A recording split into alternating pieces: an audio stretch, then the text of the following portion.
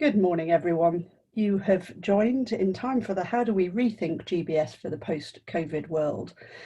It's 8:30 on the 7th of July 2020, and we're just going to leave it 1 minute or so. We've got a number of registrants and participants who are joining, so we're just going to leave it 1 minute or so before we start, and our panellists will put their happy smiley faces on whilst we're doing so.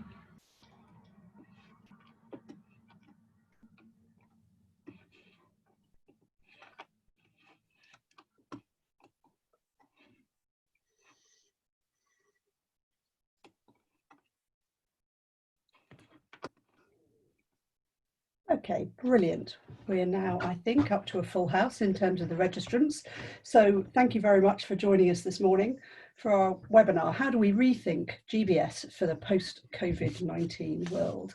The event is sponsored by Talent Intuition and our platform Stratigens, but actually this is much more about the experiences of our panel who have joined us today. So without further ado, let me introduce you to our happy smiley panel. And I have to say, this is definitely the smiliest panel that we have ever had. So thank you to everyone who's joined us. So we're joined by Colette Smith, who is currently Head of Professional Services at Network Rail. Colette spent the last 30 years in shared services. During this time, she's seen the full life cycle from setup across Europe and Africa to Manchester, growth, stabilisation and outsourcing, including offshoring to China and Poland across all functional areas. In her own words, she's done every role from project management, operations, defining strategy, and she has an absolute passion for people first. And I'm hoping that she'll talk a little bit more about Show the Lights Limited, which is the little circle that's currently shown to her left-hand side. So Colette, if you'd like to just stick your hand up and say hi. Hi. There you are.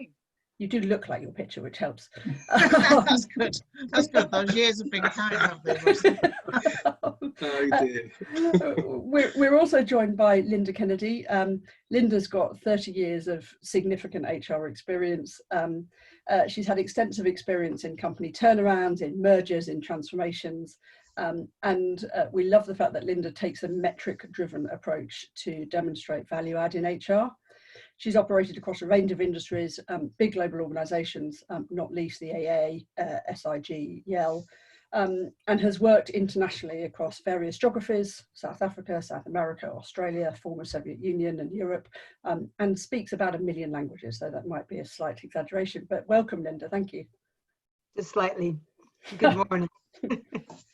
We're joined also by Mark Craddock. So Mark has got 20 years in global business services, in shared services design, implementation and operations.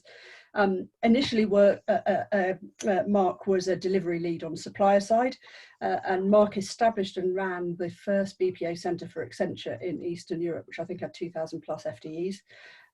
He's managed Capgemini's internal GBS organisation, and Mark now works for KPMG and advises clients on GBS, BPO transition, and the design and implementation of new service models. So great to see you here, Mark. Thanks very much. Thanks, Alison. Good morning, everybody. And last but not least, Russell Sowden. Russell, you also look like your picture, despite your rather cynical giggle. Russell is currently COO for the Future of Work consultancy DigiWorks, but Russell's worked in HR, execution and transformation programs across most industry sectors at some point. His knowledge of GBS in particular comes from his time as Chief People Officer at the UK MOD's Defence Business Services, or DBS, and his most recent experience helping to set up the first multifunctional shared service centre in the higher education at UCL. He could also bore you for England, his words not mine, about his exploits as an army officer for 20 years. So I suspect that's best done over a pint, if I'm completely honest. So welcome, and an enormous thank you to our panellists for giving up their time this morning and their experience. My name is Alison Ettridge. I am Chief Believer at Talent Intuition, and we give insights to global corporates to help them manage their skills supply chain, optimize where they have people, and to inform their diversity. And we do that in two ways. So we have Stratigens, which is a workforce and workplace insights platform that we'll go through a little bit later, and supported by qualitative research, so that we're focused on knowledge transfer and particularly actions that can be given to clients in order for them to implement change.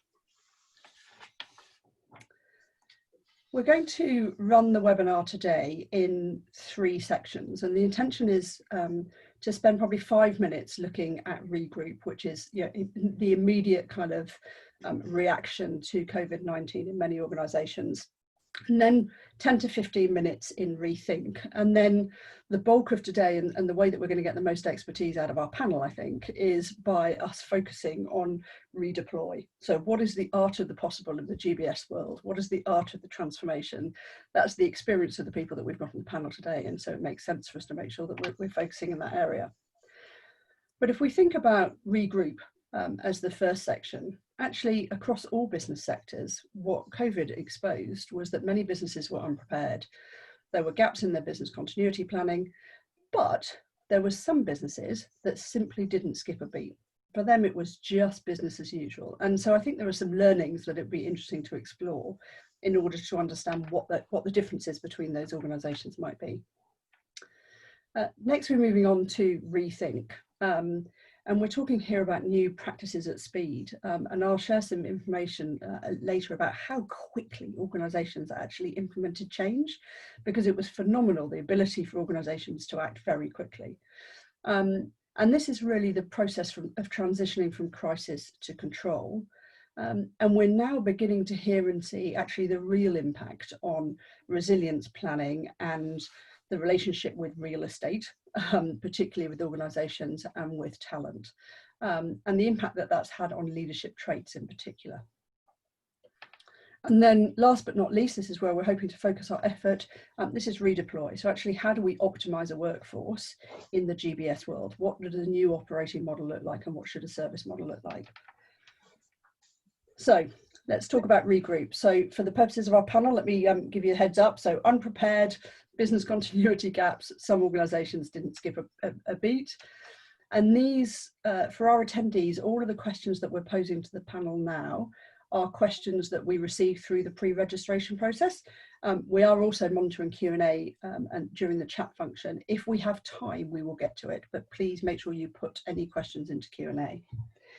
So let's start with this. So McKinsey's produced a report called a new muscle, not just a plan. And here they talk about resilience over efficiency for the next year or two. So let me throw this open to the panel. To what extent are organisations, do you think, facing the reality of genuinely needing a robust workforce plan for the first time? Russell, I'm going to pick on you first, and then the panel can open up. So it's a really, really good question, because I think a lot of organisations will claim to have a kind of strategic workforce plan, but I think the reality is that that tends to be, even if it does exist, it exists for, if you like, a subset or maybe a leadership level construct. And what we're talking about here and what's needed for the future is something that is absolutely down to the kind of micro detail. And you know, we've coined micronization of work. You know, it's actually taking it down to what actually needs to be done, and then how it can get done. It's going to be a challenge to even split that away from the kind of people and technology dimension as well. So I think if we want to do a thorough job, then you've got to take it to that kind of level. The pragmatic solution, though, is to say, you know, where are the opportunities to accelerate both the investment in technology and the development of robust, detailed workforce plans, and a lot of organisations have got that data available. They're just not leveraging it. internally. And then there's a whole external dimension as well, which is, where are the opportunities going to lie in terms of the available talent, because we are going to see a lot of churn in the market. And as much as that represents a threat to a lot of people individually, it's also organizationally an opportunity to actually get some real high quality talent that organizations, because of their lack of detailed knowledge of individuals, will actually lose really good people. And they won't realize it. And Linda was nodding furiously when you were talking about data, particularly, which I know is, Linda, one of your passions. How do you think data could genuinely kind of inform a robust workforce plan? I think it can happen in several levels. I mean, I think, first of all, there will be much more breaking down of the task, what needs to be done, therefore by whom and where. And along with that, I think you'll see AI, you'll be looking at better use of technology to enable the more mundane tasks, and then specifically at this more senior level, looking at how to better deploy people more broadly on the tasks that require specific skills. In terms of data, I think, we've already got a digitally enabled workforce. I think that will continue to increase. I think data will be used to measure outcomes. So I've seen already during the crisis a real shift towards outcome focus. As you're managing and measuring people and working from home, for example, data is hugely useful in that, but it will also be used to provide insight. And I think that you'll see companies becoming more insight driven, using the data in a much more predictive way. A lot of companies struggled certainly to even gather who they had where with COVID-19. And it's shone a real light, I think, where they're on the gaps where they existed in many organizations. So I think you'll see a real upturn in the quality of data and the use of data analytics, and in particular, utilizing it to predict what's going to be needed where. That's really interesting. We did actually a kind of a data science project by digging into some of the data in the background for a FTSE 100 retail financial services business, because they didn't know where their people lived with certainty, because they knew that the data was across 5 or 6 different HRIS systems, but because they pay people online and because the pay slips are online, actually this now relies on individuals completing their home addresses into the data, and they genuinely couldn't say whether or not that information was correct. Really fascinating. Colette, Mark, I promise I'll come to you in a minute. Colette, I think it's interesting because actually the organisation you work for has a number of roles that can't automatically be picked up and thrown somewhere else. So I guess it would be interesting to find out more about the workforce plan in both scenarios, across a shared service centre, but also across the wider organisation. It's really interesting actually, because I think Network Rail was traditionally quite office based, and I think the business continuity plan did assume that the majority of people needed to stay in the office. Well, this obviously forced a different situation, but they did respond really well to the challenge. So I'd say about 80% of the business that are office based are working from home. And so that the balance that remains, they've been able to social distance for the remaining ones in the office. So a lot of obviously are on site. So, obviously they can do social distancing there. But they seamlessly managed that. I wouldn't say we were probably prepared for this. This extreme. So, the business continuity plan probably, wasn't robust enough for the pandemic. But in saying that, one thing that I know public sector is very good at is, when their back's up against the wall, they do usually pull it round really, really well. So, I think it was a key learning is now that they are extremely open to people working from home, and it's dramatically changed the mindset of the leadership team to see the art of the possible. And so it really has shone a different light on how we're going to be working in the future. Brilliant. And Mark, what are you hearing from your clients in terms of what was the immediate reaction, and now how is that starting to change? Yeah, I think the first obvious one is after years of doing various BCP scenarios, none of them played out and basically turned out to be a bit of a waste of time. But I think like the other panelists, I mean, it's amazing. Pretty much every company I've spoken to responded, and it may have taken a few days, a few weeks, or even in one case a few months, but people have adapted really quickly. I think the kind of immediate after effect, I think in the few weeks just after, were people were suddenly realizing, probably, bizarrely, that they should have automated more. I think there was an immediate penny dropping that they were relying on people. People did respond, but it was really lucky. And I think at the senior levels, I think there's certainly within GBS organizations, there was a sudden penny dropping moment that maybe we should have put more in the technology. We've got through this by the skin of our teeth, and it's great. But I think it will drive more automation, more robotics in the medium to long term, simply because people have had that wake up call. And then I think the second big wake up call, we'll come on to it later, but as we've had many challenges for years with people saying, well, we can't do this work outside of this location, and people now that's gone, right? The need to be located somewhere specifically, that myth has been broken. And those were the two things that I think the good things coming out.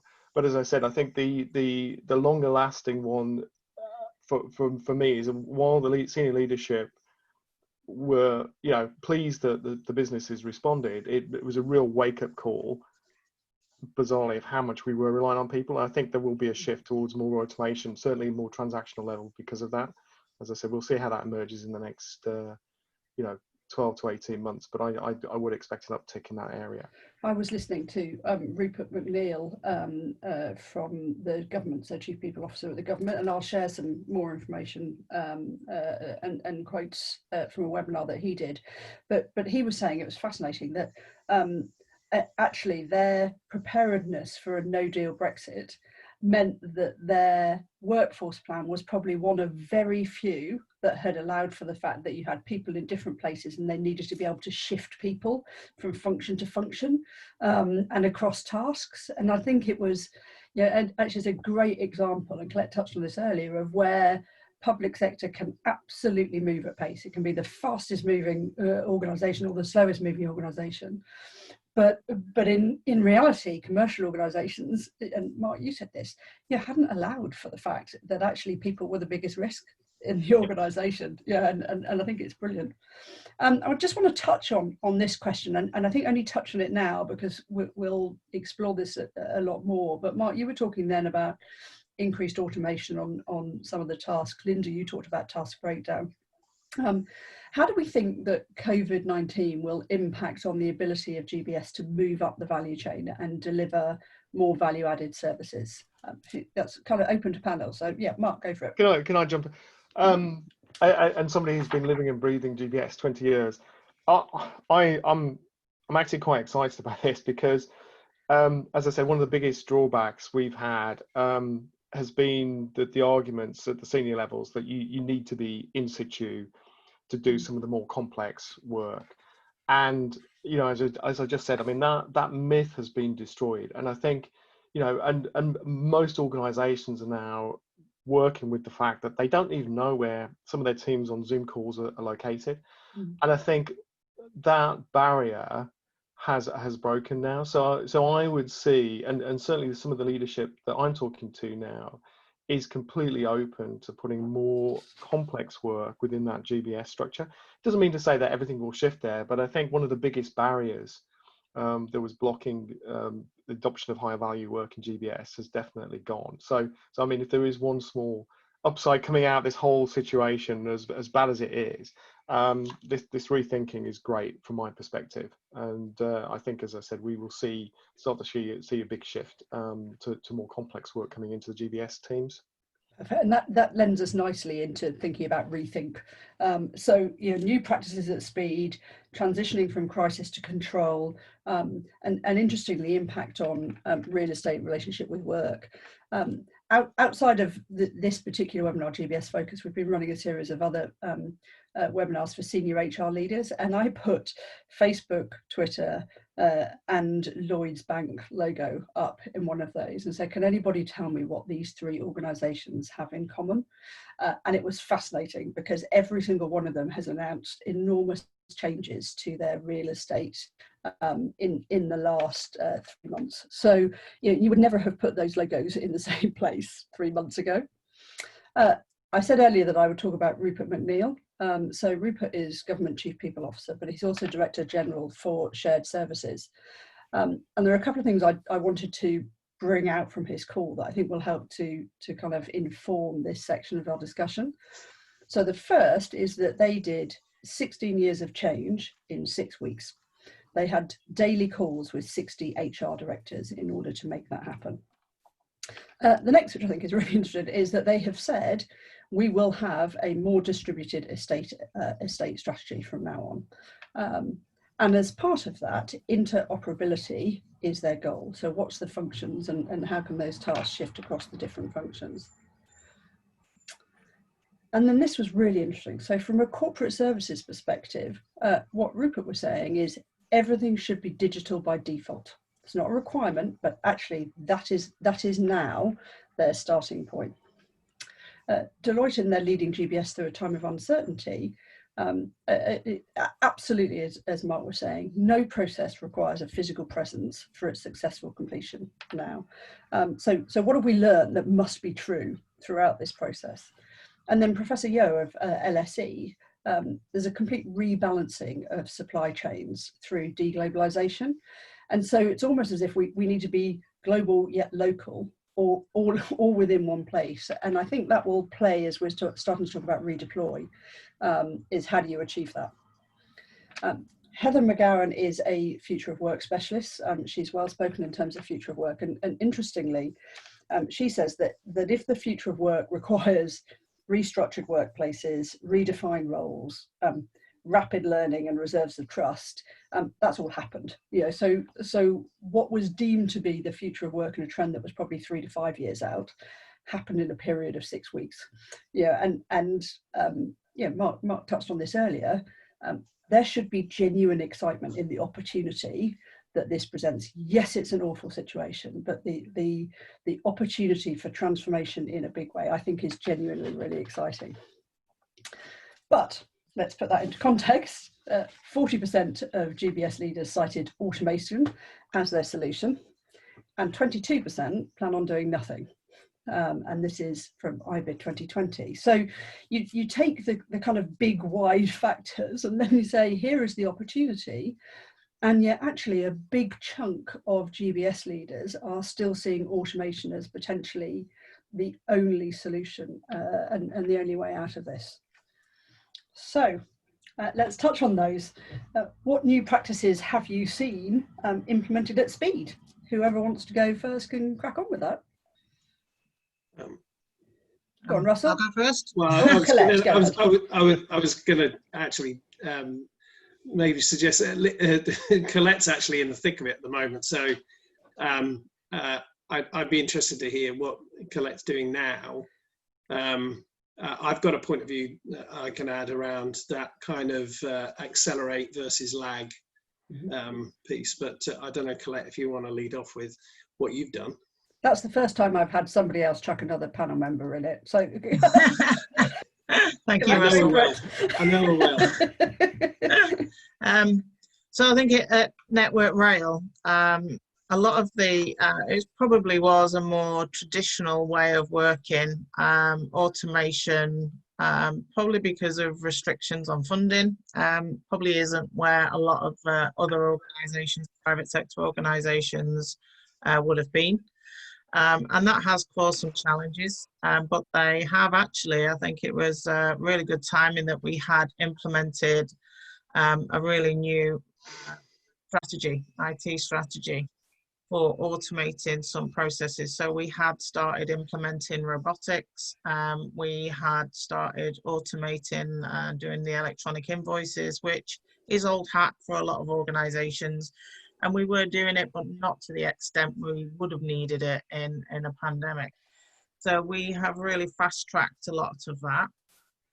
and really speeded up the implementation and rolled out where we felt would get the biggest benefit for the organisation. Certainly in terms of call answering and query handling was one of the first points, because that did spike. Obviously, a lot of people, suppliers, etc., were very concerned about, because a lot of the organisations that public sector support are smaller organisations, and the small medium enterprises. So it was really important that we kept on paying people really promptly. And so a lot of those things, we needed to prioritise those to make sure that cash flow was moving through those organisations. So, but then we've needed to look at other areas where people can easily remote work. So a lot of the IT department really made sort of remote access to our systems a lot more robust, because it was quite slow to begin with. And they really did a really good turnaround there to make sure that, with the number of people working from home significantly increasing within days, is that they were able to meet that demand, that increased demand. So, you know, a lot of different changes. I've been really impressed at the speed at which they've reacted, when traditionally, it's probably like you mentioned, you know, it's like turning a tanker around. Whereas this time it had to be a lot faster, and it was. I think people categorised their workforce, didn't they? It was kind of right, who's got the kit, and therefore who could we kind of lift up and shift home really quickly. Who's got the ability but not the kit? You know, so okay, what do we do now? Which of the roles were actually, you know, physical presence is just, you know, it's going to have to stay as physical presence, key workers, lots of us touched on those. And then a group that says, actually, who are the group that we're going to have to put our arms around a bit more for whatever reason. You know, there are a variety of different reasons for that. How do we avoid snapback to old ways of working, do you think?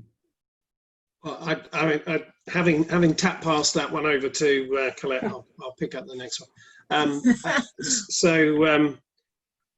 Yeah, I mean, I think the situation actually forces us to stay remote, stay distanced, and I think, interestingly, then the challenge of actually bringing people back into a physical workspace, given the kind of, I suppose, some aspects of how vague some of the guidance is and how changeable the guidance is, you know, you're almost better to stay put, stay doing what you're doing because you know it's working, and wait until there's clarity around how you want to restructure the workplace. And you mentioned Lloyds Bank. Following your last webinar, I actually caught up with Matt Sinnott, who's the head of people and property there.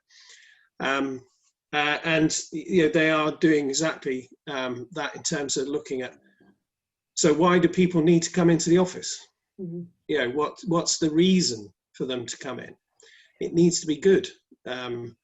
And you know, working your way through a list of tasks or responding to calls doesn't require you to physically go into a place. Mm-hmm.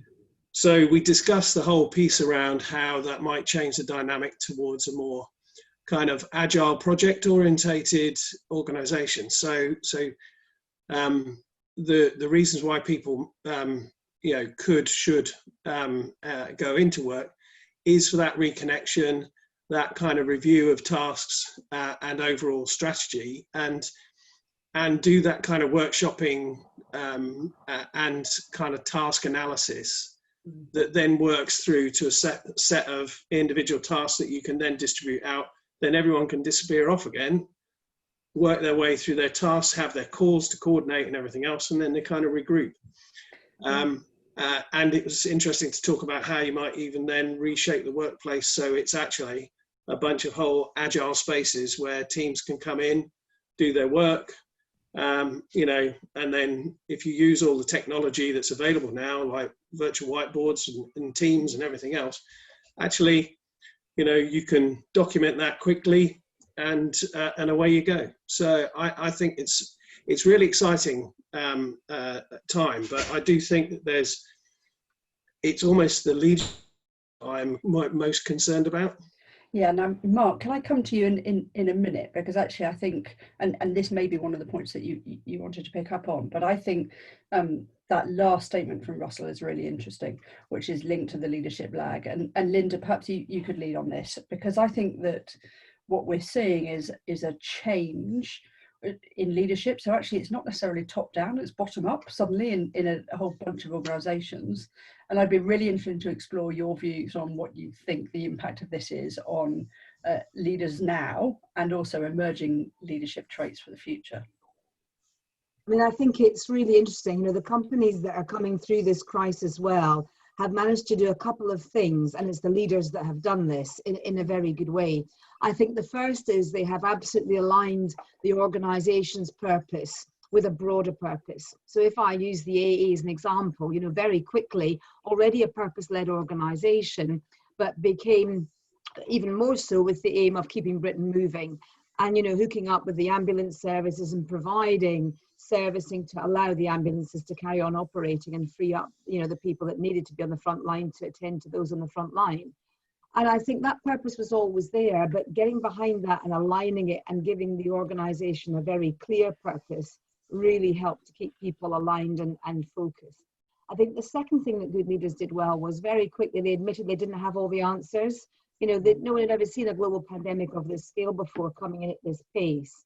And I think by showing that level of humility, by being open and honest, it actually opened up, it gave the organization permission to say, well, we don't know either, but why don't you try this? Or we're not sure, but give this a go. So you saw this almost reversal of the pyramid, and we certainly found that great solutions and suggestions and ideas about different ways to work suddenly came from all sorts of places. Yeah. I think the third thing that leaders need to absolutely show through all of this, and the good ones are doing so, is flexibility and resilience. You know, there's a real need for people to listen, to understand, and to flex what were fixed ideas about specific ways of operating, maybe where people should work, maybe how people should work. There needs to be a real openness now around being very different and looking to change many of the traditional patterns and locations of people's work. And then I think finally, the big thing for me, and this function already sat under me at the AA, but it was about communications and engagement. You know, we had always been quite proactive and we'd been doing a lot of work in that area. But suddenly there was a real need for daily comms. It did become weekly comms, but it really emphasized the need for both remote and physical communications from the top, setting the tone, leading by example, but then also being driven out at all the different levels. So I think that two-way communications piece will really remain and will be all the more important going forward. And in the GBS world, looking at how you integrate and you leverage that capability and knowledge across the piece, leadership will become really important there as well as the comms and engagement piece. And that's it. We touched on this during our kind of pre-webinar chat, as it were. And one of the things that we've heard from senior HR leaders, yourself included, is that leaders are saying we couldn't have paid enough money to develop the combined sense of purpose and the level of innovation that our organization now has. You know, we just wouldn't have known where or how to spend money. And the most important thing that we need to do now is focus on how we retain that sense of purpose and how we retain that entrepreneurship moving forward within the team. I wonder if you've got any sort of comments around that at all. No, absolutely. I mean, I think everyone is recognizing that COVID has brought out, you know, in many cases, the best and the worst. And, you know, how do you keep the best and take that forwards? And I think the strong leaders will have learnt the lessons over the past, you know, couple of months and will recognize this need to really keep connected with the workforce. It's interesting. I heard a story, one of our team, their husband had been in a comparable organization, shall we say, where there had not been the same level of engagement and communication. And he was quite jealous of the fact that his wife had a direct route to the CEO and had a means to put forward ideas and a way to have a voice, a real voice. And he was saying, well, that isn't happening in our organization. We're feeling disenfranchised and we're feeling disengaged. So I don't think it's actually rocket science. I think it's doing the simple things, keeping on doing them, not losing sight of the importance of them, and doing them well. And some companies were already very good at this kind of stuff, others were not. And I think what this has done, there was a real light bulb moment for our senior team, certainly, around some of the things that we've been thinking about doing, but weren't quite sure if we could afford to do. Now it's been, you know, very clear that we can't afford not to do them. We've got to do them. It's as simple as that. So I do think there's the experience of going through this has definitely helped the realization at the top that some of these things have got to be continued and really embedded, because you're talking about building a new culture. That's what you're actually talking about. Absolutely. And Colette, well, your people first. So I'd love to you to comment on this, and then we'll move into redeploy and the kind of excitement of the opportunity. But absolutely, you know, people first. Colette, what are you? Yeah, absolutely. I think it was quite interesting, Alison, when you mentioned earlier that still leaders were still saying that 40% wanted to focus on automation and 22% thought they didn't really need to do very much. For me, this is a really, difficult situation that is bringing out some good situations for people.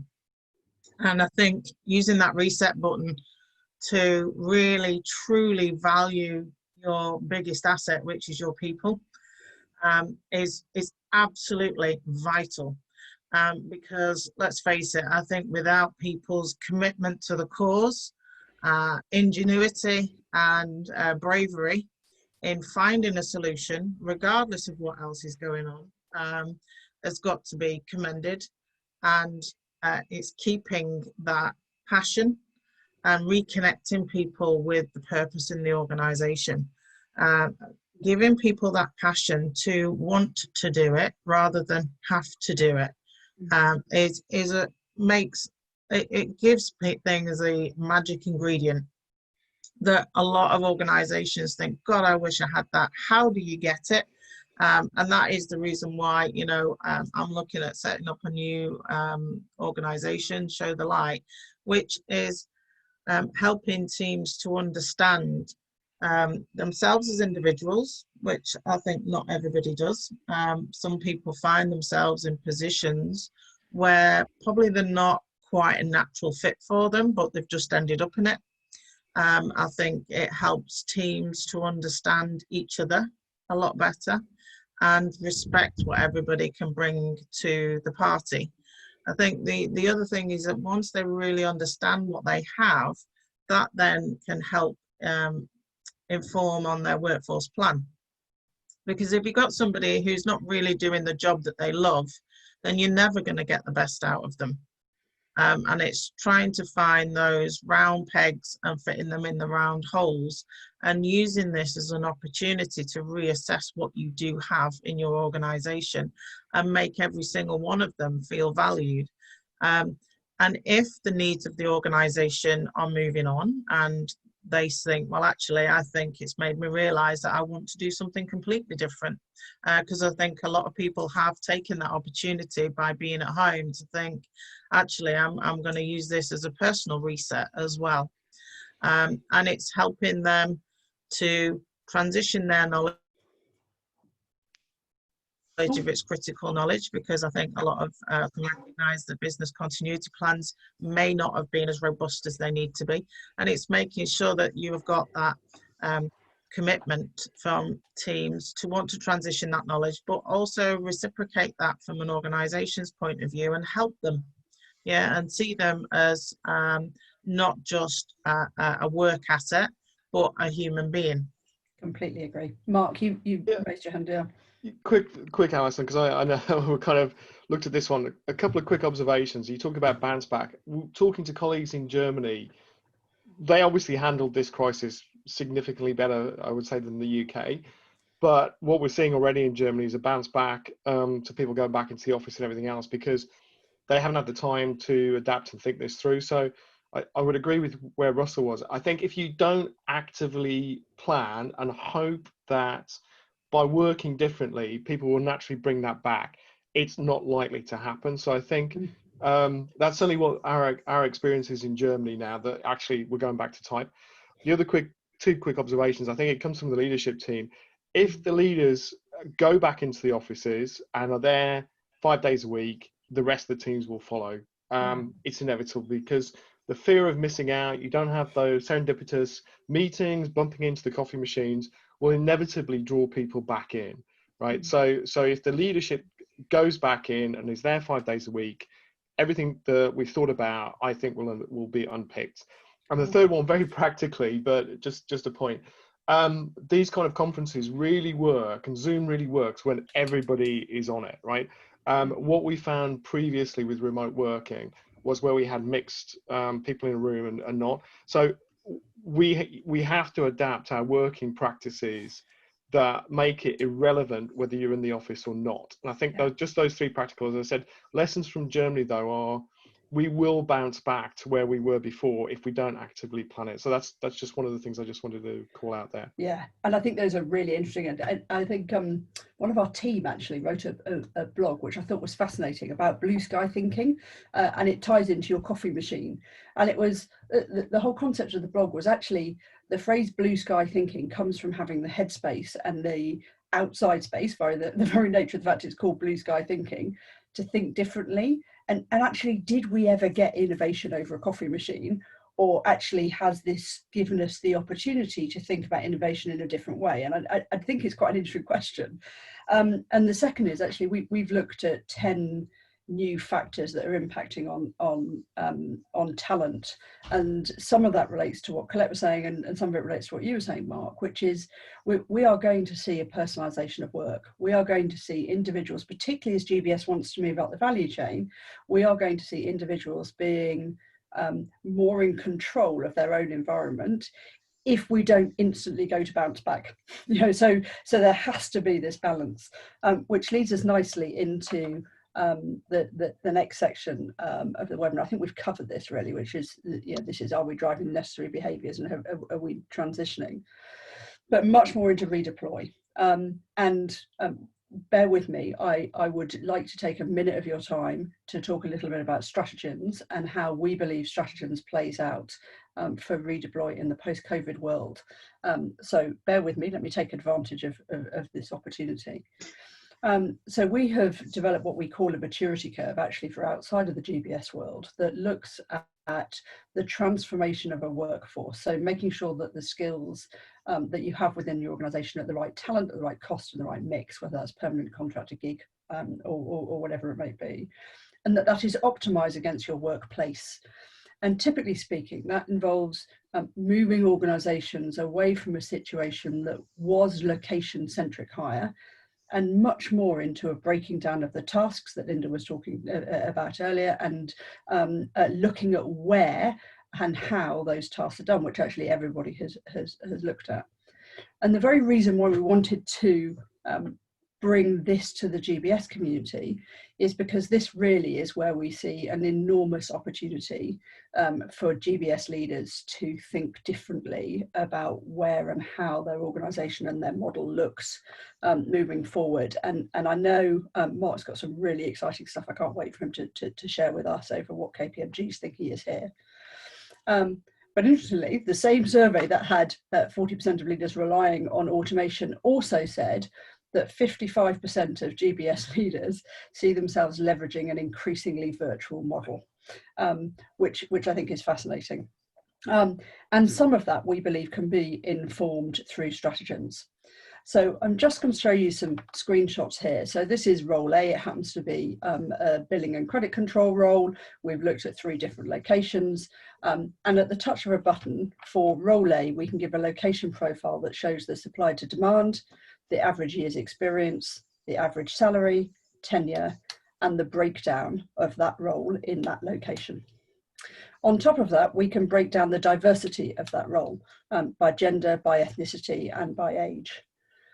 And then we can look at what are the HR regulations that are applicable in a particular location. And I think more importantly, and increasingly as we're heading into New World, we can look at property and infrastructure, including information on the ability to remote work in a location and the impact of carbon footprint by having remote work in a particular location. So if you imagine that that data is there and it's available, so Linda, you're data hungry, there's data that's available very quickly. And if you then break down the task into what are the different tasks that are involved, so what element of that task is strategic? In order to avoid the bounce back into the office, what element of that task is administrative versus problem solving or collaborative? And then imagine a world where you could say, actually, we can now say what percentage of that role could be done remotely based on the breakdown of the tasks. And what percentage of that role could be done in an automated fashion, again, based on the breakdown of a task. And then imagine a world where actually the technology, based on supply of talent, inclusion and diversity, infrastructure, remote working, whatever it might be, can make recommendations on where you are most likely to find the talent that you need. So it doesn't connect you with the talent, but actually can very quickly say, this is where the talent pools are around the world. Then you're in a stage, whether it's Stratigens or whether it's delivered through one of your consultancy partners, where you can genuinely say, what is the potential for disruption? Based on the design of work, where we deploy our workforces and where we put our workplaces, actually there is a real potential for disruption. So that's our kind of vision. Our vision is the ability to be so on it as an organization in terms of understanding the skills supply chain and where they are globally, that it doesn't matter where your people are based and that you're using automation to take on a whole chunk of the tasks. So that I think is where the opportunity is. So what is the opportunity for transformation in the GBS world? Mark, you're leading, I know, on this. It'd be fab to hear what the views of KPMG are and what you're doing. Yeah, and I think this is probably, as we're emerging, talking to GBS leaders, this is the biggest single discussion topic. I think, you know, we spent 20 years doing optimizations of big centers where we compromise on cost, location, talent, and everybody's now woken up to the fact that we don't have to pick a single center where we put everything and we make compromises. So, and I think certainly even companies now in the process of setting up their centers now are rethinking quite quickly. More of a sort of small, slimmed down approach where we can have, you know, still a hub where people come to, but much more looking at talent across a complete region.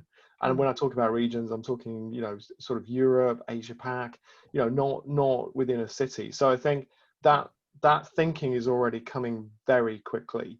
And we're seeing it live in a number of client discussions right now. And equally, I think we touched on it right at the start. The whole real estate strategy, again, for a number of people now making decisions, is being unpicked. So this is real, and this is definitely happening. So whilst I see the whole drive and ambition for digitization and transformation there, you know, I think there's always been that for a while, and it's still probably a little bit in the future. This whole piece you just talked about talent, location, virtualization is definitely happening right now as people are executing on projects, and that's where we see some of the most exciting developments from this whole piece now. So as I said, I think what we'll see quite quickly is a slimming down of some of the big centers, the redeployment. I think one of the companies we spoke to, TCS, were thinking of moving to 70% plus home working. I'm not sure that that's going to be quite the model, but a very, very different model is going to emerge, I think, in the next 12 to 18 months in terms of, as I said, these smaller, slimmed down centers, but people connected as part of a team across a broader region and finding the talent in the places where the talent is, rather than trying to make the compromise or even bringing people to cities that they don't necessarily want to move to. So that's a kind of sort of some of the key themes we're seeing definitely happening right now.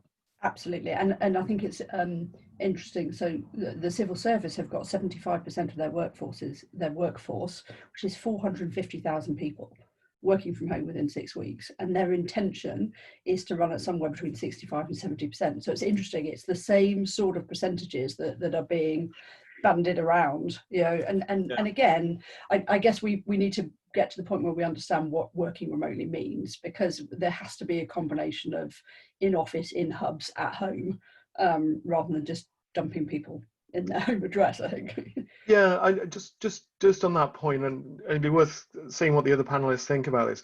One of the things we're challenged though with is people right at the start of their career. I think if you're like me, late career, working from home is great. When you're coming into from university, from college, and you're coming in, actually that physical presence and networking is really, really important. And frankly, some people where they're sharing houses and everything else, and they're living with 3 or 4 different people trying to work from home, people confined to bedrooms. So one of the things that whilst we're embracing this, we also need to kind of think through that it isn't necessarily the right model for everybody, right? And particularly, as I said, I think where we tend to look across both GBS organisation and within KPMG, some of our more junior people, this isn't necessarily going to be the best model for everybody. Yeah, and I think particularly, we all live in a global world, and there are a number of people in different parts of the world living in multi-generational households. Yeah, you said younger generations who are kind of sharing houses. It doesn't work for everybody. So how do you, Linda? Perhaps you could pick up on this, because I think this is really interesting. How do you keep teams connected, but also still encourage that development, actually across all levels, but including kind of new career starters and early careers?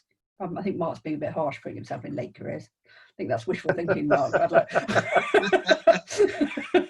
Well, it depends how long you work for. That's true. Linda, sorry. I think it's a really good question, Alison, and I think there's sort of 2 elements to it for me. The one is, how do you keep them connected and motivated and engaged? And specifically there, that's around as well, keeping them learning. So we did something, for example, at the AA called Thirsty Thursdays, where every Thursday we had a topic that would quench people's thirst for learning.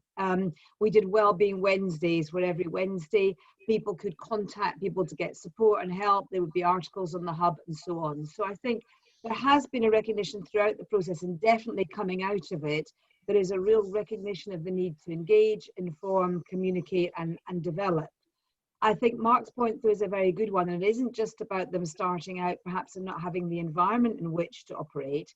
There is still a human need for some level of connection, and I think that's very real, and the whole well-being agenda has really moved up, I think, in terms of visibility and importance, because now probably HR professionals have been talking about it for some time, but I think at a leadership level, there is real recognition of how hard it can be for some people to work, particularly if they're living on their own, if they haven't got outside space, if they haven't got the right family set up.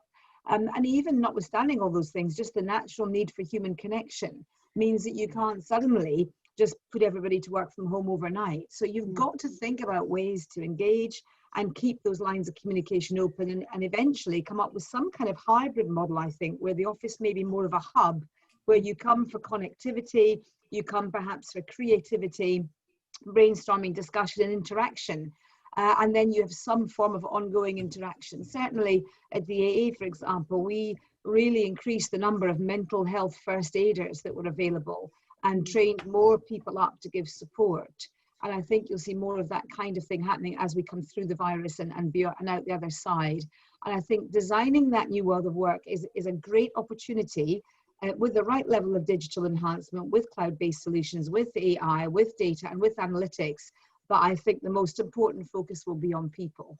Yeah, absolutely. I couldn't agree more. Couldn't agree more. Colette. Yeah, I couldn't agree as well. Absolutely aligned on that one. I think it isn't a one size fits all. I think it would be quite rash for us to think we could basically just virtually eliminate all office-based working. I think for some have really enjoyed it, but I think for others they found it very, very difficult. And quite isolating, and they do find it very difficult to feel part of the organization. So even no matter if a change is perceived for on the whole better, I think it's still a change and people need to get used to it. And it's any change is quite difficult for people to overcome. Most people think, oh yeah, I'm really good with change. I can accept change really, really easily, but it's usually when it starts impacting themselves, they may have a slightly different view on the world. So I think it's really important to really recognize that people need a lot of support through this, and that is it's going to mean success or failure for a lot of organizations. So before well-being, I've seen a lot of posters in organizations, a lot of processes being implemented, doing a lot of talks, and it was genuinely meant, but was it really felt by the employees that their whole well-being was really being put first? I'm not too sure whether in all organizations that was the case. Whereas now I think people need to have a different way of looking at individuals' well-being, whether that's in the office or at home, and treat them as an individual, not just in the workplace, but look at them in their entirety and think, you know, what's their home life like? Is that going to fit for them? Because Linda and Mark, I think you both mentioned that working at home in a busy household isn't always that easy, and you can kind of be left for 8 hours on your own in your study without really talking to anybody for fear of noise of, you know, everybody's got them, babies, cats, dogs, all the rest of it. But, you know, and people are getting used to that. But I still think there's an element of people feeling a little bit uncomfortable about it as they're getting used to the different change. So I think really connecting with people and understanding what they need and meeting their individual needs and understanding their workforce is going to be absolutely critical. Yeah, and you know what, everyone's talking about the new normal.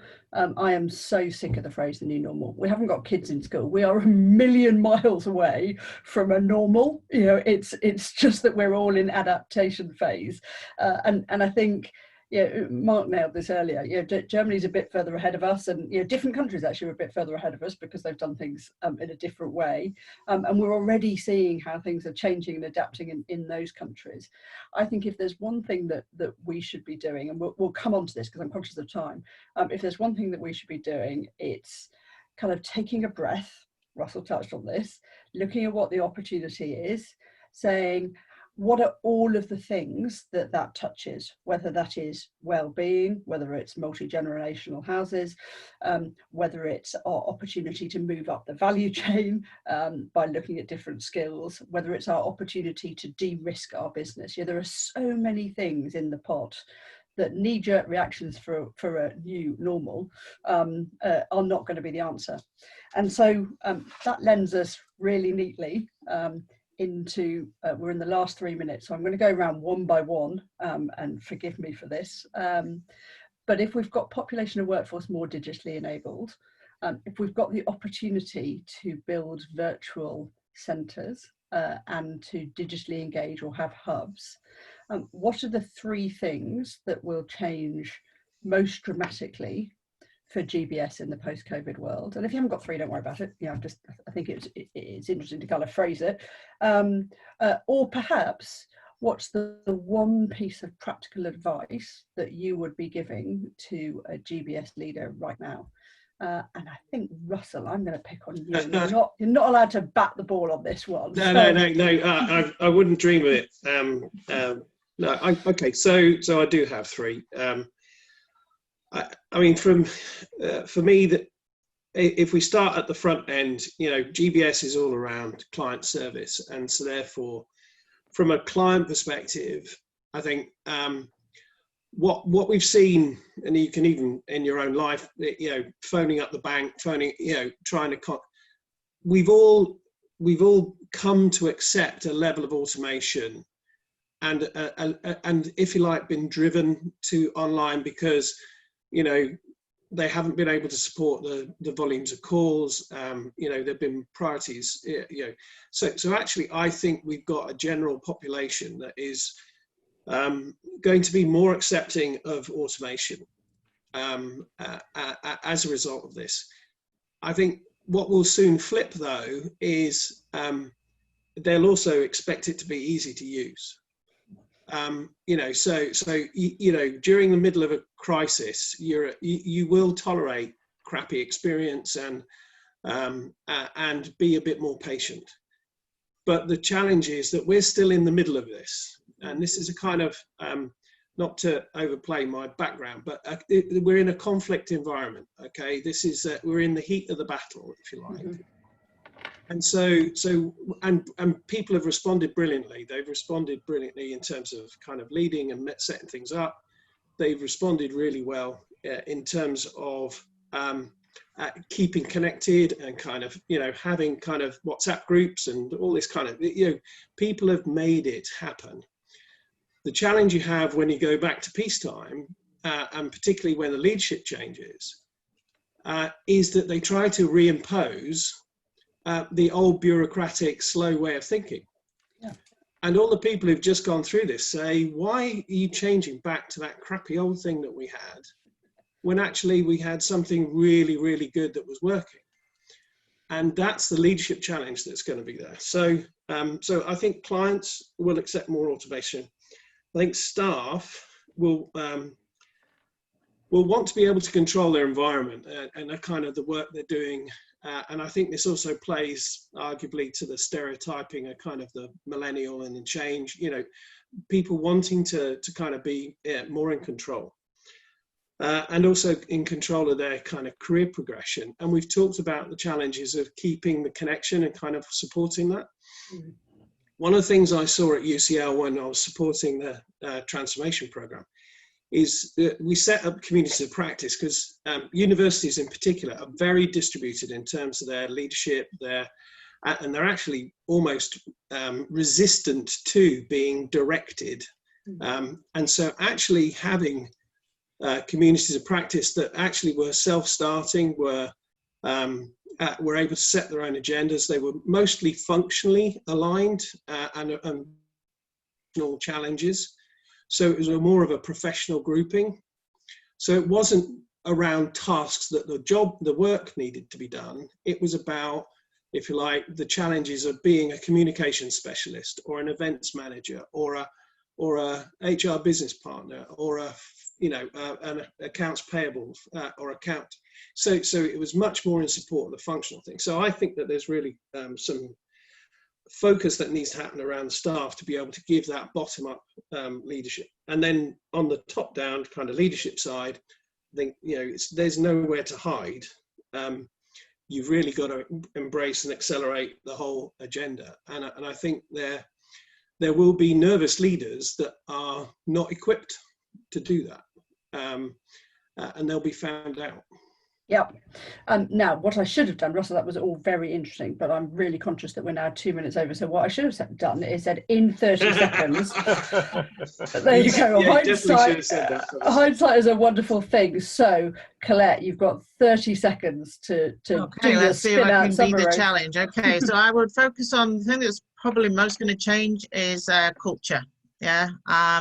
One piece of advice I would give is really invest in your leadership to help them to cope with this change, which is absolutely dramatic, and truly understand your people. Really put them first, and if you genuinely do that, they will repay you in tenfold. Perfect. Linda, 30-second challenge. 30 seconds. 3 things. I think GBS will become more insight driven. I think that's going to happen. I think you will see a more integrated, higher value service proposition coming through within GPS.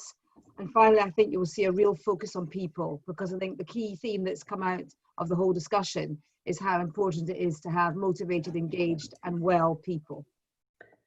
Thank you. And last but by no means least, Mark. I'll be quick.